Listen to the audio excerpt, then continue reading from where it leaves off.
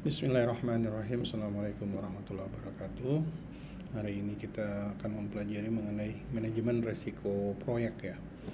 Jadi manajemen risiko proyek ini adalah knowledge area yang ketujuh.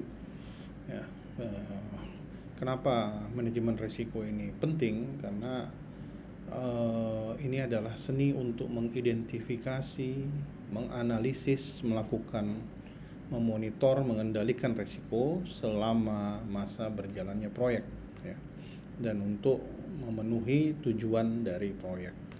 Jadi manajemen risiko ini sering diabaikan ya dalam proyek, tapi ini akan sangat membantu dalam meningkatkan keberhasilan proyek. Jadi mulai dari membantu milih proyek yang baik, menentukan ruang lingkup proyek, sampai dengan mengembangkan perkiraan atau estimasi yang realistis.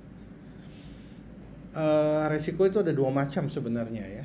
Yang banyak orang pahami sebagai resiko itu sebenarnya resiko negatif ya, yang kita sebut sebagai ancaman. Jadi kalau kita definisikan resiko itu adalah kemungkinan kehilangan atau cedera ya. Kalau resiko negatif itu melibatkan pemahaman masalah potensial yang mungkin terjadi ya. Jadi masalah potensial yang mungkin terjadi dalam proyek, bagaimana hal ini bisa menjadi penghambat keberhasilan dari proyek ya.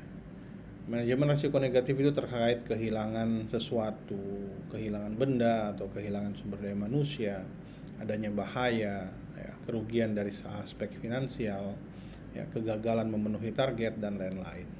Itu semua adalah risiko negatif. Sedangkan risiko positif adalah risiko yang menyebabkan terjadinya hal-hal yang baik, biasa kita sebut sebagai peluang ya. Jadi seperti berkembangnya teknologi informasi, ya, kemajuan di bidang artificial intelligence, kemajuan di bidang cloud computing, adanya kolaborasi, itu semua adalah resiko positif ya. Jadi resiko itu adalah sesuatu yang tidak pasti tapi terjadi ya, yang dapat berdampak bisa negatif, bisa juga positif. Jadi tujuan manajemen risiko sebenarnya itu adalah meminimalkan potensi negatif dan memaksimalkan resiko positif atau potensi resiko positif. Nah, ini adalah proses-proses dalam manajemen resiko, mulai dari kita merencanakan, identifikasi resiko, melakukan analisis kualitatif, melakukan analisis kuantitatif, merencanakan tanggapan terhadap resiko, sampai dengan mengontrol resiko itu sendiri. Nah, dalam perencanaan manajemen risiko, topik-topik yang kita dalami adalah metodologi ya. Ini terkait juga dengan metodologi dari proyek secara keseluruhan. Kemudian ada resiko, peran dan tanggung jawab utamanya dari manajer proyek dan timnya ya. Kemudian ada anggaran dan jadwal, ini akan beresiko kalau ada keterlambatan, itu bisa juga memacu anggaran yang meningkat ya. Kemudian ada hal yang terkait kategori resiko, kemungkinan dan dampak resiko, dan terakhir adalah dokumentasi dari resiko. Nah, biasanya kalau kita bikin produk, resikonya itu yang pertama resiko pasar. Pasar menerima atau tidak produk kita ya. Kemudian resiko keuangan, kalau proyek kita terlambat sudah pasti bisa berdampak pada pembengkakan biaya. Kemudian resiko teknologi, kalau kita salah pilih teknologi, bisa saja apa yang diharapkan oleh pelanggan itu tidak terpenuhi. Kemudian resiko orang ya, tim kita tiba-tiba ada yang meninggal, tiba-tiba ada yang sakit ya. Ini juga resiko, bisa saja gara-gara ini proyek menjadi terlambat. Kemudian ada juga resiko struktur, ini juga sering struktur yang salah, penempatan orang yang salah ya, organisasi yang salah. Ini bisa menghambat lajunya kecepatan dari proyek. Nah, ada istilah namanya rencana kontingensi atau contingency plan, biasa kita bilang ya. Jadi ini adalah tindakan yang setelah ditentukan, sudah kita rencanakan. Kalau misalnya gagal ini, maka kita ambil alternatif kedua, itu namanya resiko yang sudah direncanakan ya, penanganan resiko yang sudah direncanakan ya. Kemudian ada namanya rencana fallback ya. Fallback dikembangkan untuk resiko yang berdampak tinggi pada pemenuhan tujuan dari proyek. Dan ini diberlakukan jika upaya mengurangi resiko itu tidak efektif. Ya, kalau resiko tidak efektif, baru kita lakukan lagi fallback plan ya. Cadangan atau tunjangan kontingensi ini terkait dengan bagaimana kita mengurangi resiko pembengkakan biaya ya dengan menyimpan biaya cadangan. Kemudian sebelum kita melakukan atau pada saat kita melakukan perencanaan, kita juga melakukan identifikasi risiko. Ada beberapa teknik yang dilakukan ya untuk melakukan identifikasi risiko. Yang pertama, brainstorming. Kita biarkan semua tim kita mengeluarkan pendapatnya, kemudian pendapat-pendapat yang bagus kita rumuskan atau kita ambil untuk dilaksanakan. Atau kita menggunakan teknik Delphi, memperoleh pendapat terbaik dari masukan para ahli ya. Kita mengundang konsultan misalnya, kemudian minta pendapat mereka mengenai identifikasi risiko.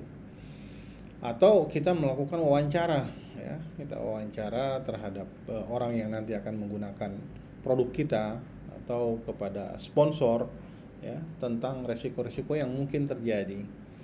Kemudian tools yang bisa membantu adalah analisis SWOT ya. Kita ingin tahu apa kekuatan, strength-nya ya, apa weakness-nya, kelemahannya, apa opportunity, peluangnya, apa ancamannya, threat-nya ya. Nah, itu kita bantu mengidentifikasi risiko negatif ya. Nah, ini ada potensi risiko negatif ya. Masalah integration ya, adanya perencanaan yang kurang tepat ya, penempatan alokasi orang, integrasi yang lemah ya. Ini jadi kendala. Scope, lingkup yang terlalu sempit atau lingkup yang terlalu besar, ini juga akan menjadi kendala dalam proyek ya. Time, penentuan waktu yang kurang tepat bisa berdampak pada cost juga ya, estimasi yang tidak tepat. Kualitas yang buruk ya, itu juga adalah resiko. Kemudian konflik antara human resource, antara sumber daya manusia yang ada, itu juga menjadi resiko yang penting diperhatikan. Kemudian masalah komunikasi, miskomunikasi sering terjadi ya, baik antar tim atau manajer dengan tim ya. Kemudian ya resikonya sendiri ya kita ini. Kemudian untuk pengadaan juga terkait misalnya resiko kontrak ya, jangan sampai kontrak kita salah. Nah, kemudian ada namanya analisis kualitatif ya. Jadi kita mengukur resiko berdasarkan kualitasnya. Jadi kita menilai kemungkinan dampak resiko yang teridentifikasi untuk menentukan besaran dan prioritasnya. Nah, alat yang teknik dipakai untuk menghitung resiko ini ada namanya matriks probabilitas ya. Matriks dampak. Kemudian pelacakan 10 item dan penilaian ahli ya. Jadi matriks probabilitas kayak gini ya, di mana kita meletakkan resiko 1, 2, 3, dan 4 ya. Kita meletakkan apakah dia high dan high kayak risiko 1 dan 4 ya, apakah dia kemungkinannya tinggi, kemudian dampaknya tinggi, itu masuk di risiko 1 dan risiko 4. Kalau yang dampaknya menengah ya, kemeluangnya juga menengah, muncul itu di tengah ya, 25 dan 11 ya. Kalau peluang munculnya risiko itu rendah, tapi dia punya impact atau dampak tinggi, itu masuk dalam risiko 12 ya. Jadi inilah penggunaan dari probabilitas, matriks probability ya. Ada lagi grafik teknologi berisiko tinggi, menengah, dan rendah ya. Jadi ini ada peluang probability kegagalan ya di sumbu Y-nya dan konsekuensi dari kegagalan di sumbu X-nya ya. Jadi kalau low risk ya di bagian itu ya 0,3 ke bawah ya.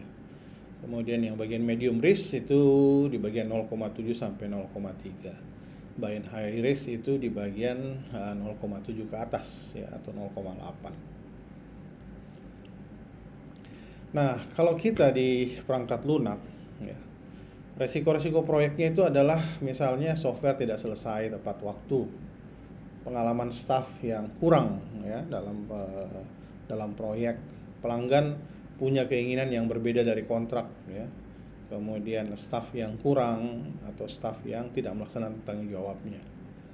Nah, kalau resiko bisnis, pendapatan perusahaan bisa saja berkurang ya, pengguna software itu tidak seperti yang kita harapkan ya. Kemudian resiko teknis, software tidak berinterface dengan perangkat keras yang baru. Jadi software tidak terintegrasi dengan perangkat yang lama ya, perangkat yang baru dan yang baru. Kemudian klien itu tidak suka dengan software yang kita bikin. Ya, kemudian spesifikasi user interface tidak diinginkan oleh klien sehingga kita harus rubah. Sehingga perlu algoritma baru pada hardware yang baru. Ya. Nah, itu tadi analisis kualitatif. Sekarang kita ke kuantitatif ya. Kuantitatif terkait dengan angka-angka atau barang ya. Sering kita lebih mengikuti analisis resiko kualitatif, tapi ini semuanya termasuk kuantitatif ya, dilakukan bersama. Nah, ada proyek proyek besar dan kompleks yang melibatkan teknologi mutakhir atau yang terkini. Seringkali membutuhkan analisis resiko kuantitatif yang ekstensif. Nah, ini ada 3 teknik ya, kalian belajar sendiri berdasarkan link dari yang saya sudah berikan. Ada teknik decision tree, ada teknik IVM, ada simulasi Monte Carlo, analisis sensitivitas ya. Kalian nonton sendiri atau lihat sendiri ya, 3 analisis kuantitatif ini. Nah, untuk perencanaan penanganan risiko, setelah kita identifikasi dan mengukur risiko, Anda harus putuskan bagaimana menanggapi risiko itu. Ada 4 strategi utama untuk risiko negatif ya. Yang pertama, hindari risiko. Ya pastilah kita akan berusaha hindari. Tapi kalau tidak bisa kita hindari, kita terima risiko itu. Ya. Kalau bisa kita mitigasi, pindahkan ke orang lain atau pindahkan ke waktu lain risiko itu, maka kita pindahkan. Ya. Kemudian proses mitigasi risiko atau penanganan risiko. Ya. Penanganan risiko yang baik sudah pasti akan mengurangi dampak buruk dari tujuan proyek. Nah, ini adalah strategi mitigasi risiko ya yang umum. Penekanan tim support, hindari standalone project structure ya. Jadi kerja tim, hindari dengan proyek-proyek yang strukturnya berdiri sendiri ya. Kemudian increase project manager authority, tingkatkan otoritasnya dari manajer proyek. Improve problem handling dan communication, tingkatkan penanganan masalah dan juga komunikasi ya. Increase frequency of project monitoring, tingkatkan monitoringnya. Gunakan WBS dan CPM ya, work breakdown structure dan critical path method ya, CPM. Ada juga risiko biaya ya, tingkatkan frekuensi dari monitoring project, gunakan WBS CPM ya. Improve communication project goal, understanding team support ya, increase project manager authority. Ada juga schedule risk atau resiko jadwal ya, increase frekuensi, use WBS CPM. Pilihlah dari yang paling most experienced project manager ya, pilihlah manajer proyek yang paling berpengalaman. Nah, strategi untuk merespon risiko positif itu eksploitasi risiko ya, eksploitasi atau munculkan risiko positif atau peluang. Kasih tahu kalau ada teknologi yang baru ya, kemudian kita sharing teknologi baru misalnya ya, kemudian kita tingkatkan penggunaan risiko itu dan kita terima risiko itu. Nah, kemudian memonitor dan mengendalikan risiko, kita melibatkan pelaksanaan proses manajemen risiko untuk menanggapi peristiwa risiko. Solusi adalah respon yang tidak direncanakan terhadap peristiwa risiko yang harus dilakukan ketika tidak ada rencana darurat. Keluaran utama dari pemantauan dan pengendalian risiko adalah perubahan yang diminta, tindakan korektif dan preventif yang direkomendasikan, pembaruan pada register risiko dan rencana manajemen proyek dan aset proyek, proses organisasi. Nah, hasil dari manajemen risiko proyek ya, tidak seperti manajemen krisis, manajemen risiko proyek itu seringkali luput dari perhatian ya. Karena proyek dijalankan dengan baik tampaknya hampir tanpa risiko, tapi sebenarnya banyak yang dilakukan menjalankan proyek dengan baik, termasuk menjalankan manajemen risikonya. Jadi kadang-kadang risiko ini kayak tersembunyi ya, padahal sebenarnya selalu ada. Manajer proyek itu harus berusaha untuk membuat pekerjaan mereka terlihat mudah, sehingga kadang menyembunyikan risikonya untuk mencerminkan hasil proyek yang bisa dijalankan dengan baik. Nah, demikian sedikit gambaran mengenai manajemen risiko proyek. Selanjutnya nanti kita akan berlanjut ke manajemen komunikasi proyek. Terima kasih. Wassalamualaikum warahmatullahi wabarakatuh.